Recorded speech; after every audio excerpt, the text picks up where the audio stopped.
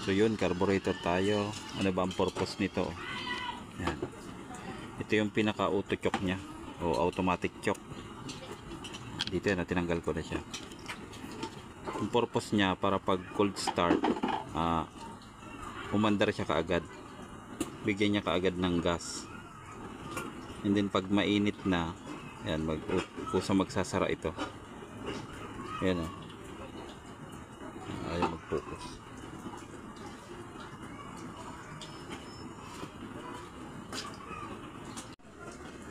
Yan, kung mapapansin nyo yung nasa loob, naka-open siya. Naka-open yan pag malamig pa o bagong andar yung motor mo. Tapos pag uminit na, kasi meron tong resistor sa loob nito, iinit yan, magsasara yan. Try natin to. So ayun, ginabit ko na dito.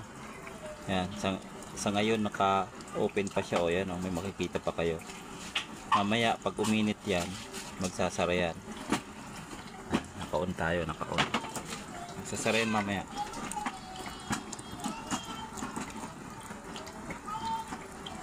Pag unang andar at cold start, naka-open yan.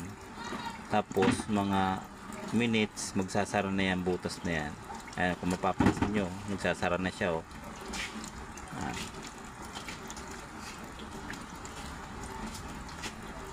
Ayan, pasara na siya. Pag nagsara yan, ibig sabihin normal na yung temperature ng inyong makina. Kaya niya nang mag-idle kahit wala na siyang dagdag na gas. Yun o, sara na o.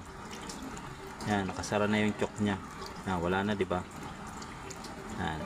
Dito yung line nya, yung supply. Tapos dito naman siya lalabas. Pupunta dun sa carb. Yan o, tuluyan na nagsara. Yan.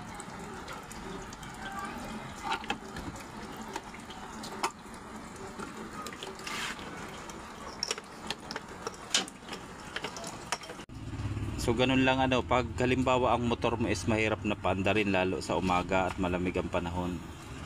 Check nyo lang ito, baka stock up na yung pinaka niya. Yung pinaka choke valve niya sa loob. O kaya sira na yung resistor niya. Pero kadalasan stock up lang at madumi yun. Yan, naka-close pa siya. Dito yan ang papunta sa carburetor. Yan. Ito yung pinaka main purpose ng auto choke. Pinaka trabaho niya.